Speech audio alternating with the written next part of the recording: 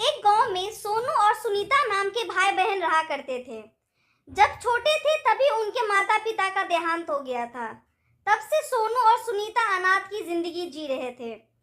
सोनू सुनीता का बहुत ख्याल रखता था।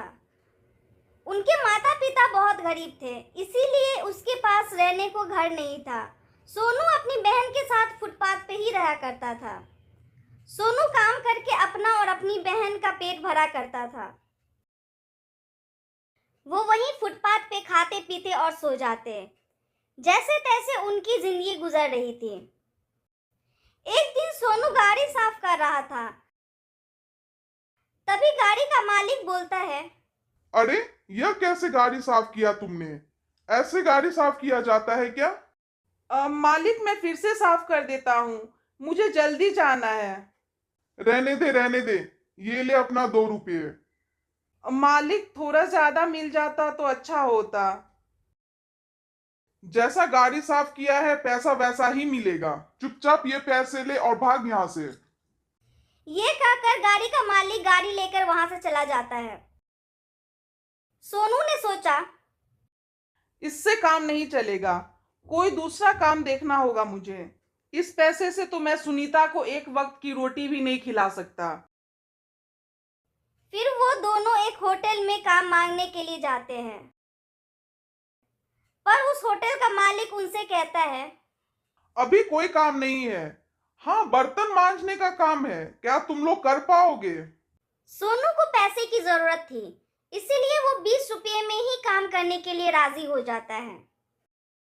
काम खत्म होने पे होटल का मालिक उसे 20 रुपया देकर कहता है, होटल में बहुत सारा भोजन बच गया है, क्या तुम लोग खाओगे?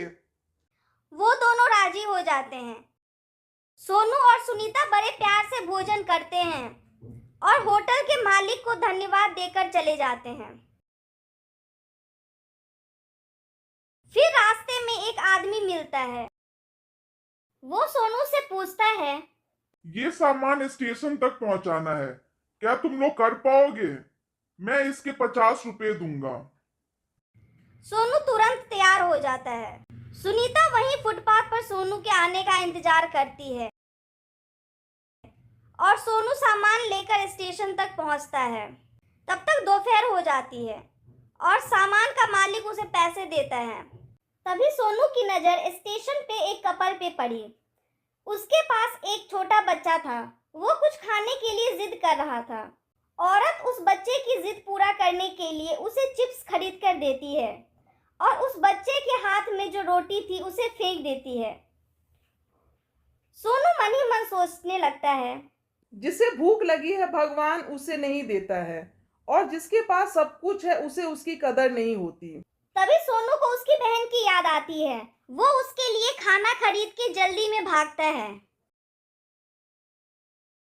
तभी एक गाड़ी बहुत तेज से उस रास्ते पे आती है और सोनू से टकरा जाती है।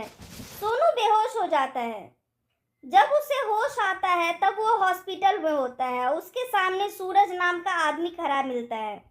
सोनू उस आदमी से पूछता है, मैं एक गाड़ी से टकराया, फिर मैं अस्पताल में कैसे आ गया?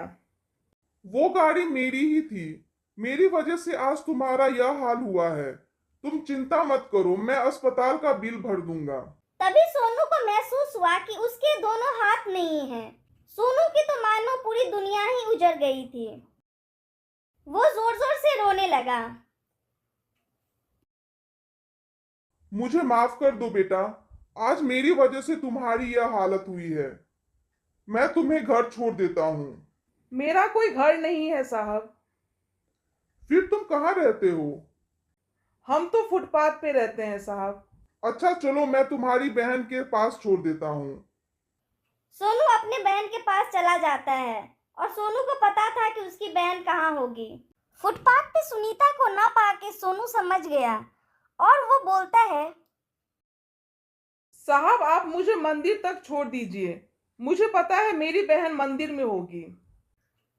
सूरज सोनू को लेके वहां से चला जाता है।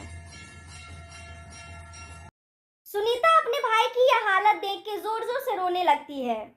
सुनीता बोलती है, भगवान ऐसा क्यों करता है हमारे साथ?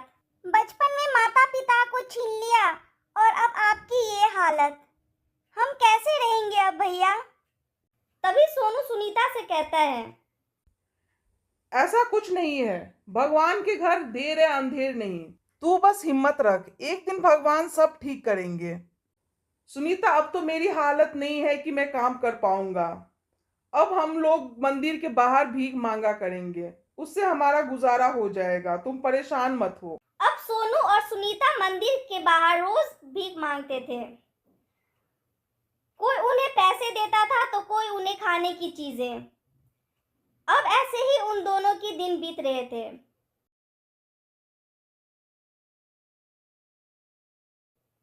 तभी एक दिन एक आलीशान गाड़ी मंदिर के सामने आकर रुकी और उसमें से एक औरत बाहर आई।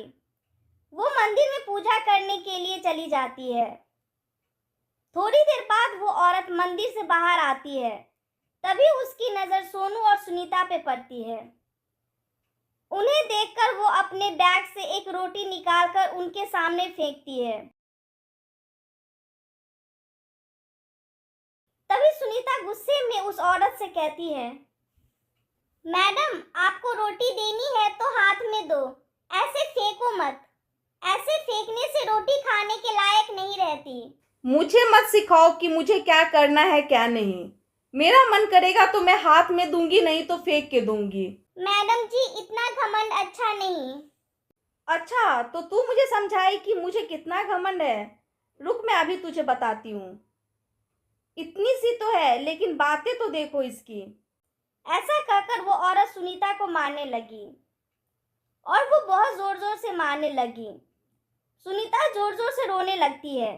तभी सोनू बीच में आके कहता है, मेम साहब, सुनीता को मत मारिए, इसकी तरफ से मैं माफी मांगता हूँ।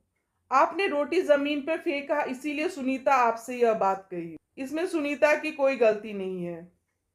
तुम मुझे समझदार लगते हो, जरा समझाओ इस छोटी बच्ची को। मैडम, यह आपकी गाड़ी है। इसी गाड़ी से मेरा एक्सीडेंट हुआ था, जिसके कारण मैं अपाहिज हो गया। यह सुनते ही उस औरत के आंखों में आंसू आ गए और उसे सारी बातें समझ में आ गई।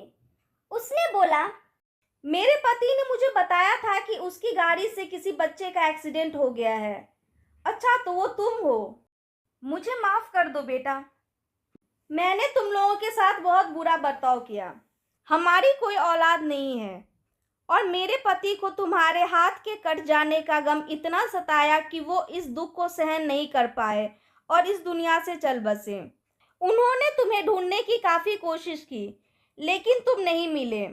उन्होंने मुझसे वादा लिया था कि अगर तुम कभी मुझे मिलोगे तो अपने बच्चों की तरह ही अपने पास रखना। मैं रोज भगवान से यही प्रार्थना करती। भगवान ने आज मेरी सुन ली।